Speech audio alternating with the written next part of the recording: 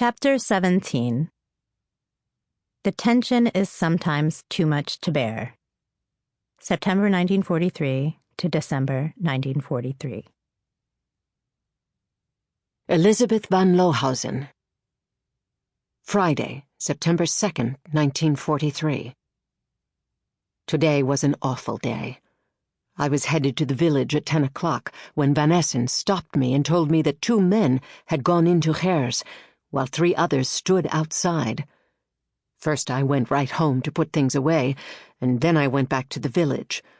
I sat with Dick and Sini, and they told me what had happened.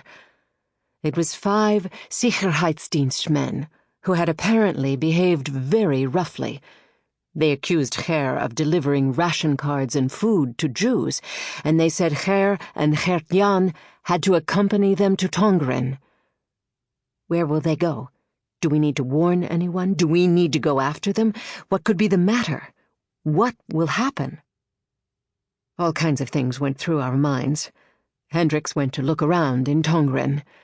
We had to just wait and do nothing. It was miserable. Oh, I imagined all kinds of things. Meek, who went to inquire on my behalf, returned at 2 o'clock. "The Haya has been caught," she said. The Haya is an area of the Tongeren Nature Reserve known as the Moor.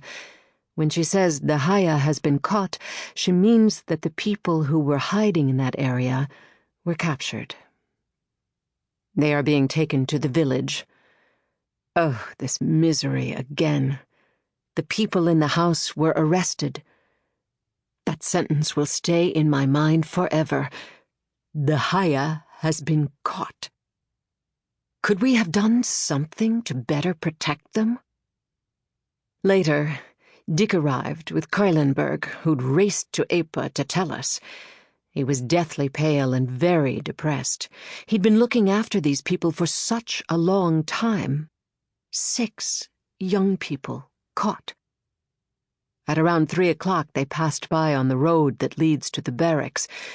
Ger was with them as well, which was a horrible sight. Thank God I did not see them. Later there was a house search of their place. They searched all over. I had taken away the ration coupons they had there, so that, thank God, they did not find anything.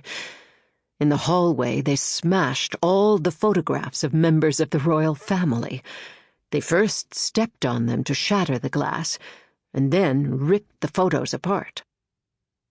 We visited Ger in the evening at the barracks. Dick brought him lunch in the afternoon, and in the evening he and Sini brought dinner. How did it leak out? Who betrayed us? What happens now? Poor boy, will he have to pay for our actions? He was brave, but a bit depressed. It was all too much for him. They said that he will have to go with them to be confronted with that Jew, and that he would be back in a week. The transport will leave tomorrow at 7 a.m., and the Jews will be in chains. Ger was allowed to sleep in the officer's guest room.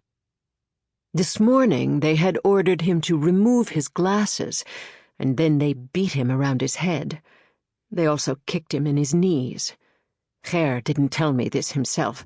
I heard it from Dick. These brutes will get their comeuppance later. Nobody does this with impunity. We will have to see to that. Ger will be strong in the coming days, but this will be difficult for all of us.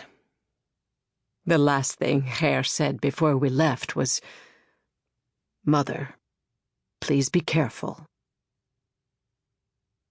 Saturday, September 3rd, 1943. Ger is gone. We all heard the whistling of the train, but none of us had the courage to go to it. How miserable that trip will be for all of them, and what awaits them. This morning Sini was extremely nervous. I myself was calm. There is so much to do. We had to get everyone out of house number 1, and I managed to place them all elsewhere. 1 old gentleman is in Tongeren, 1 is in the village, the couple went to a family, and the other 8 have to stay for now in a shed, uncomfortably close. Sample complete. Ready to continue?